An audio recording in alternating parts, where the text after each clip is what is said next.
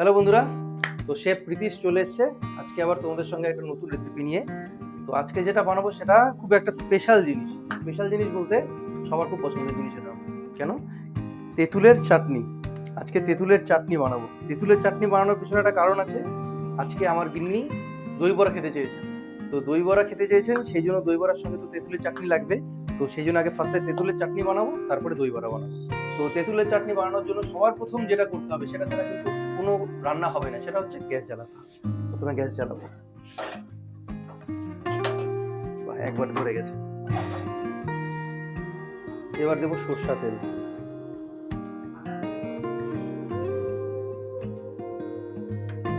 খুব একটা বেশি দিলাম না, অল্পই তেল দিলাম। সরষা তেল দিলাম কারণ সরষা তেলে একটা আলাদা একটা মানে ফ্লেভার থাকে, সেই ফ্লেভারটা আমার খুব পছন্দ, সেই জন্য সরষা তেল দিলাম। তো তেল গরম হয়ে গেছে, এখন একটু দেবো সরষা, গোটা সরষা। একটু মোটামুটি অল্প পরিমাণেই দেবো, বেশি দেবো না। সরষাটা হালকা একটুখানি ভেজে নিয়ে তারপরে দেবো হচ্ছে দুটো জিনিস, একটা হচ্ছে তেজপাতা আর একটা হচ্ছে শুকনো লঙ্কা।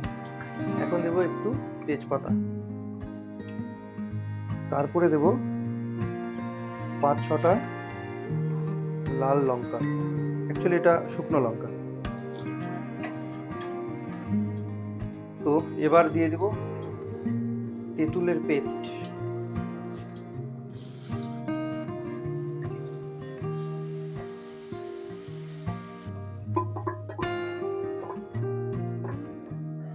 এবার দেবো স্বাদ মতো নুন। নুনটা আমি স্বাদ মতো বলছি, কিন্তু এখন তো বুঝতে পারবো না টেস্ট না করা পর্যন্ত। এখন অল্পই নুন দেবো, তারপরে পরে টেস্ট করে আবার দেবো। এখন এখানে দেবো গুড়।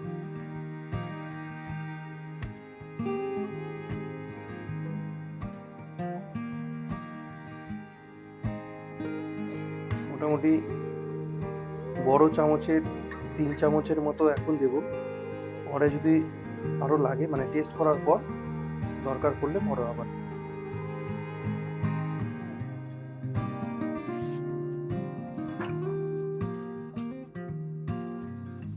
গুড়টাকে এখন ভালো করে মিলিয়ে নিতে হবে। এর আগে আমি একবার এরকম বানিয়েছিলাম, তখনও পামেলা খেয়েছিল, খুব ভালো লেগেছিল, সেই জন্য সেকেন্ড টাইম আবার খেতে চাইছি। এভাবে উপরে ফেনাগুলো ছেঁকে ফেলে দিচ্ছি, তাতে এই জিনিসটা আরো ক্লিয়ার হবে। এগুলো যে গুড় দিয়েছিলাম, এগুলো গুড়ের যে নোংরাগুলো সেগুলো, তো সেগুলো ফেলে দিলে কালারটা খুব ভালো আসে। তো এখন একটু স্বাদ মতো চিনি দেবো। চিনি এখানে প্রায় হাফ কাপের মতো আছে, হাফ কাপ চিনি দেবো। এই চিনি দিলে একটা ক্যারামেলের একটা ফ্লেভার আসে, প্লাস একটা কালারটাও খুব সুন্দর হয় চিনি দিলে, এই জন্য একটু চিনি দেবো।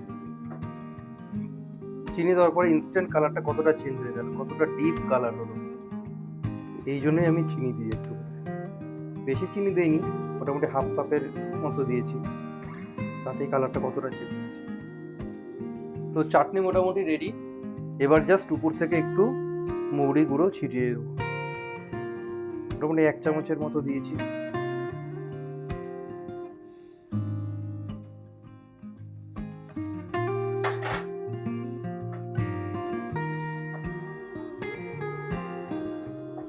চাটনি কমপ্লিট।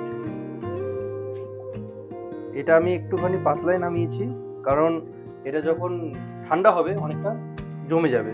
তো বেশি যদি গাঢ় করে দিই তাহলে আর এরপরে চামচ দিয়ে দেবো। একটু এবার পামেলাকে দিয়ে টেস্ট করাবো কেমন হচ্ছে, রিয়াকশনটা নেব।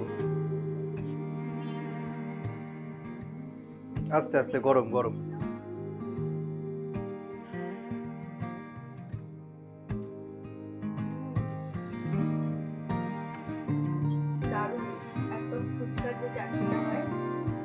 তাহলে সাইড বিজনেস হিসেবে কি ফুচকার দোকান দিতে পারবো? পারবো তো?